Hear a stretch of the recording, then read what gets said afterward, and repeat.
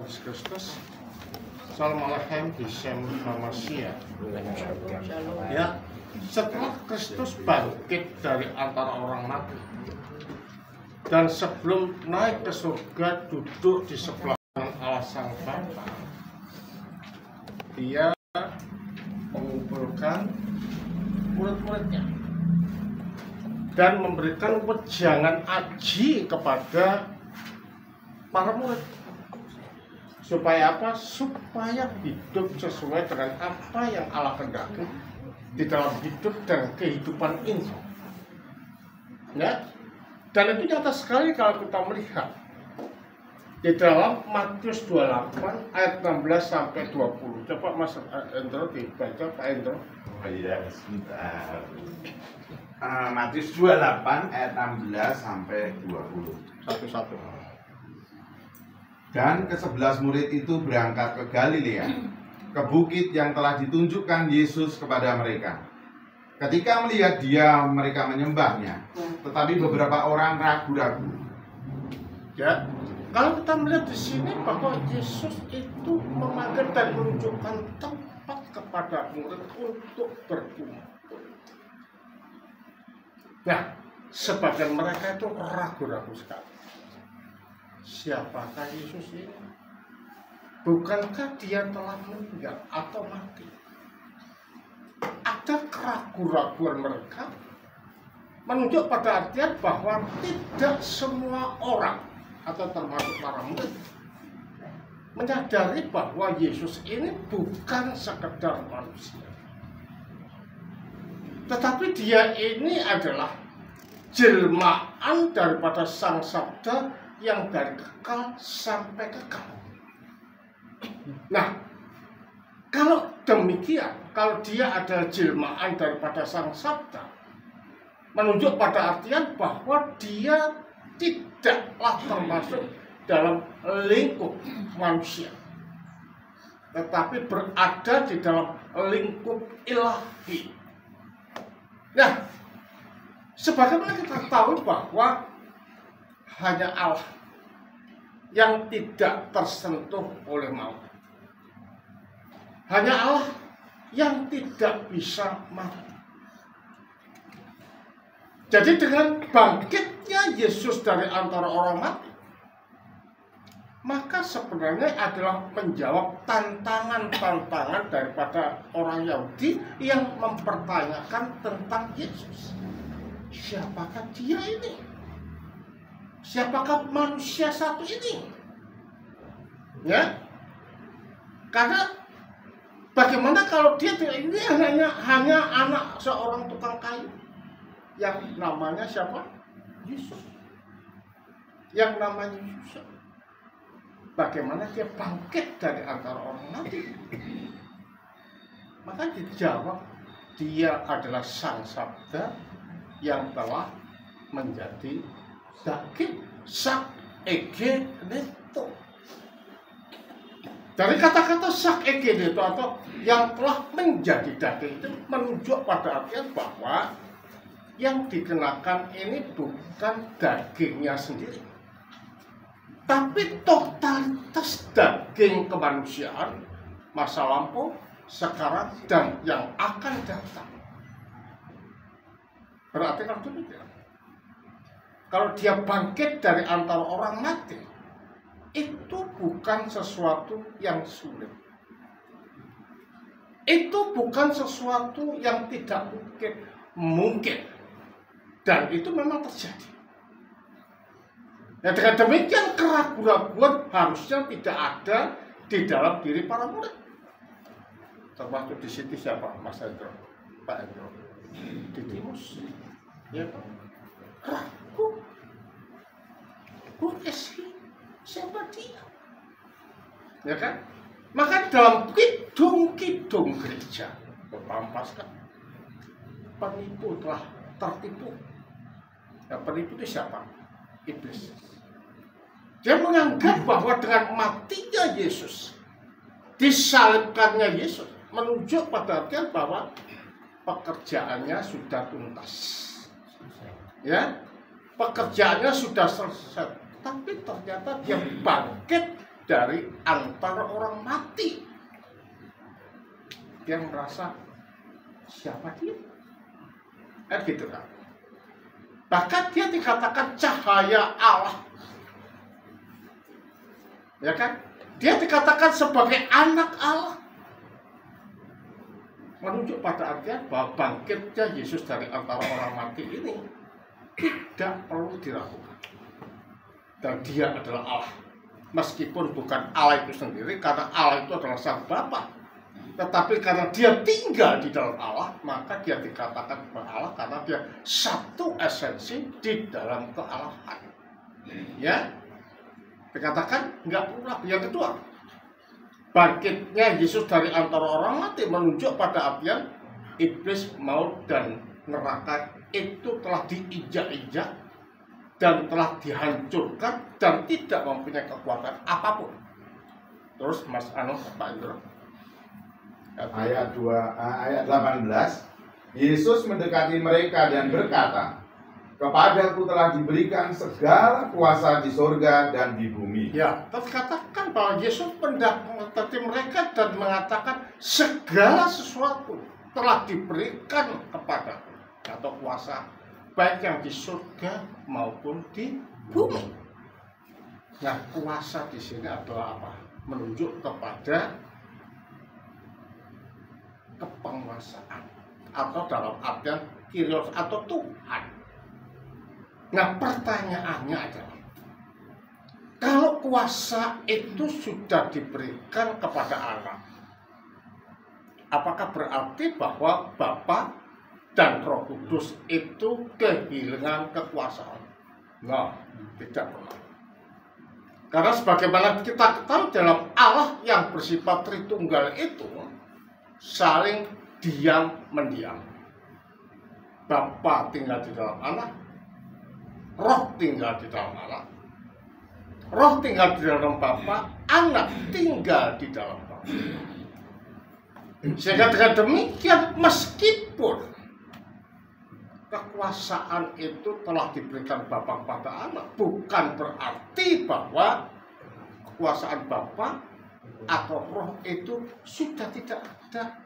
Hanya di sini penonjolannya itu diberikan kepada anak sebagai penguasa, yang artinya dia mempunyai hak untuk menyatukan kita dengan siapa?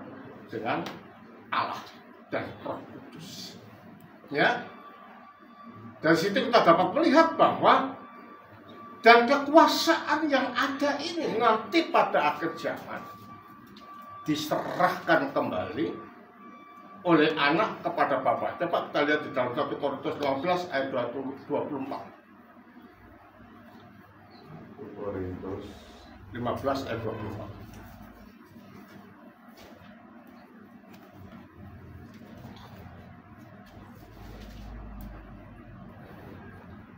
Korintus 15 ayat 24. Kemudian tiba kesudahannya, yaitu bila mana ia menyerahkan kerajaan kepada Allah Bapa, sesudah ia membinasakan segala pemerintahan, kekuasaan, dan kekuatan.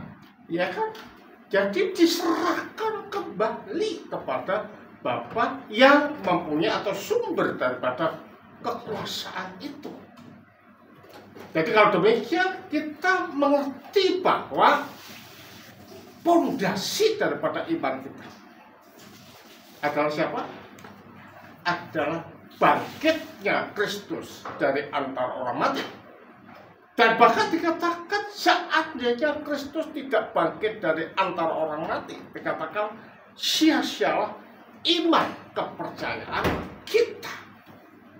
Makanya di dalam gereja Ortodok, inti daripada perayaan is not to Christmas atau Paskah, ya kan? Kalau begitu Natal apa? Natal adalah permulaan karya Kristus di dalam inkarnasi. Sedangkan titik inti daripada perayaan atau inkarnasi itu pada waktu Yesus bangkit dari antara orang mati. Terus Mas Anu. Ayat 19. Karena itu pergilah, jadikanlah semua bangsa muridku. Sudah. Karena itu pergilah jadikan semua bangsa muridku. Berarti kalau demikian, para rasul itu adalah pelanjut daripada misi Kristus. Disinilah penginjil freelance itu tidak laku, ya kan? Jadi kalau gereja dikatakan sebagai gereja Kristus, harus ada mata rantai, harus ada suksesi. Makanya di dalam gereja ortodok, di luar gereja ortodok, it's not the church, tetapi wacana tentang gereja. Nah, kalau gereja itu kepalanya satu, maka gerejanya satu, penyembahannya satu, kepenguasaannya tersatu, terus etosnya juga satu. Makanya ada ortodoksia, ortolatria, dan ortopraxia. Ya, jadi kalau demikian kita tahu bahwa gereja ortodok ini tidak mengenal dengan apa yang dinamakan dengan sekte atau aliran-aliran. Tahu nggak aliran sekarang? Ada berapa? 65.000 denominasi, dan isi ajarannya adalah sikut-sikutan. Nah, gereja ortodok gimana? Nggak ada. Karena kepala gerejanya itu satu, maka gerejanya satu, maka akidahnya satu, penyembahnya satu, dan etosnya satu. Makanya tidak ada istilahnya tukaran atau debat-debat soal dogma. Gereja ortodok itu ajarannya dihidupin, bukan diperdebatkan. Makanya sebenarnya penekanannya bukan kepada apa yang dinamakan dengan syariat, tapi dikatakan agama itu adalah agama aji, agama jati. Agama aji apa itu? Pakaian kemuliaan, pakaian kebaikan. Agama jati ya kebaikan itu sendiri. Kita mengatakan orang Kristen, but the characteristic of us is not so good. You are not Christian. Kamu bukan Kristen.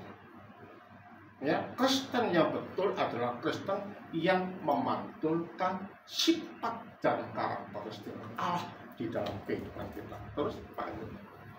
Dan baptislah mereka dalam nama Bapa dan Anak dan Roh Kudus. Dan baptislah mereka. Berarti penyelenggara sakramen siapa? Para rasul. Ya. Di luar para rasul bisa nggak melakukan sakramen? Enggak, itu sakramen-sakramenan. Ya. Kalau sakramen berarti kan bukan sakramen. Makanya di sana banyak sekali ungkapan-ungkapan yang mengatakan baptisan itu hanya lambang, baptisan itu hanya simbol, ya macam-macam. Dan di dalam baptisan itu formulasinya juga berbeda antara gereja kita dengan gereja Protestan. Formulasinya kalau di dalam gereja sana, hamba Allah engkau kubaptis. Sing baptis siapa? Pendetanya. Kalau pendetanya yang membaptis, kira-kira bisa nggak menyatukan kita dengan kematian dan kebangkitan Yesus Kristus yang terjadi 2000 tahun yang lalu? Jawabannya dengan tegas tidak. Padahal keselamatan itu adalah penyatu tunggalan. Dan kalau kita dibaptis dengan salah, berarti ya kita nggak selamat. Loh, Romo kalau gitu baptisan itu menyelamatkan.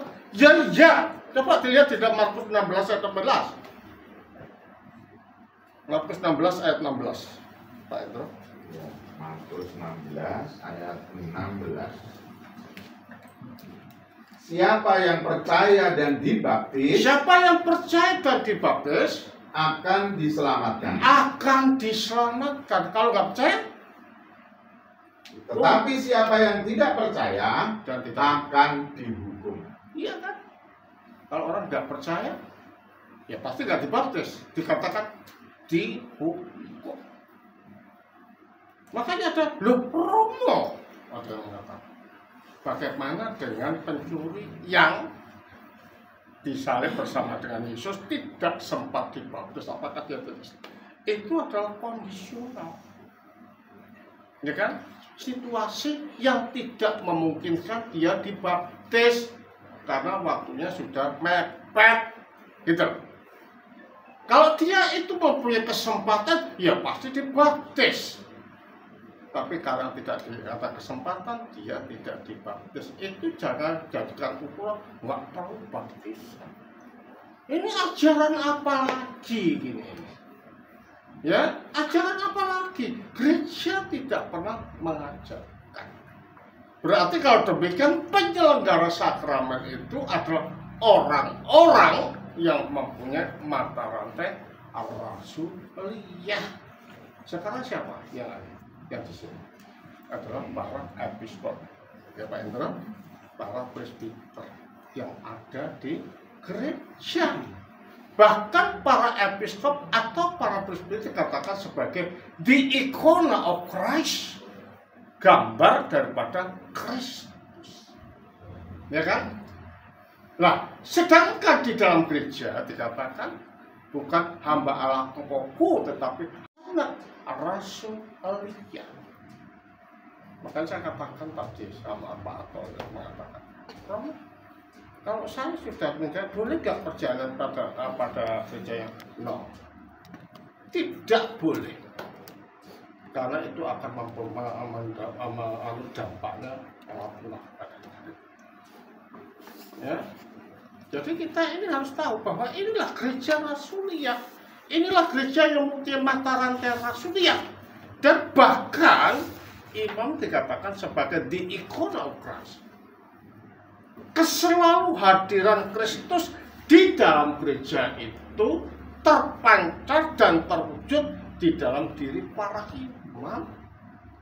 Makanya kenapa sih umat itu mencium tangan daripada imam? Bukan berarti bahwa imam itu gila dengan penghormatan, tidak. Tetapi kita ngalap berkat karena imam adalah ikon, gambar daripada Kristus. Disitulah berkat akan menjadi nyata di dalam kehidupan kita. Oke? Karena itu di dalam baptisan ini harus mengerti maknanya. Ini bukan simbol, ini bukan lambang, ini bukan pasar-pasaran, tetapi betul-betul the real thing to change your life, to change your attitude, to change your mind, to be part of Christ in your life. That is emphasized in the life of Christian Orthodox. Ini perlu kita canangkan, dan kita jangan main-main dengan gereja. Pada waktu dibaptis, tetaplah hidup di dalam pertobatan dan menuju pada kesucian. Jangan permisif dengan sesuatu yang salah di dalam kehidupan kita, karena itu akan mencelakakan kita. Oke? Jadi apa yang diajarkan tentang Kristus, tidak ada yang lain. Kristus yang mana? Kristus yang diajarkan dalam gereja dan sesuai dengan ekumenikal, atau juga muktamar-muktamar, dan juga sesuai dengan tradisi yang ada di dalam gereja. Bukan Kristus-Kristusan seperti yang diajarkan oleh banyak gereja. Yang ada yang menekankan hanya keilahiannya, itu kan monofisik tersembunyi. Jangan. Banyak bidat-bidat yang mengajarkan Kristus, tetapi nggak enjos kalau istilah orang Jawa Tengah. Nggak pokro, ya kan? Melenceng. Jangan ke sana. Kalau tidak tahu dalam ajaran lagi, tanya kepada gereja ortodok atau tanya langsung kepada rumah-rumah gereja. Oke? Tetap firm in Christ dan berdiri di dalam Kristus setelah dibaptis dan hidup dalam pertobatan. Oke? Kemudian ada kesempatan. Amin.